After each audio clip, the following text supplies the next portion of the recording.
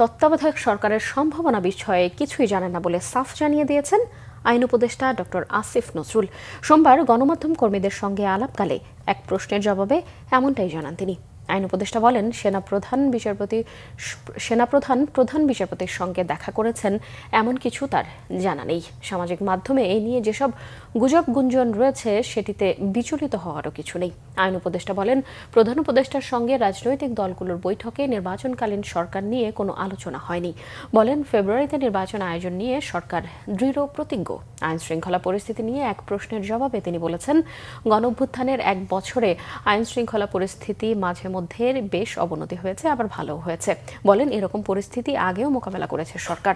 বলেন, পরিস্থিতি ভালো হয়েছে, সামনে আরো ভালো হবে। সাথে দেখা করেছেন এই ধরনের কোনো তথ্য আমার জানা নাই। আমি দু একটা পত্রিকায় দেখেছি, আর অনলাইনে এটা নিয়ে নানান গুজব গুঞ্জন হয়েছে দেখেছি।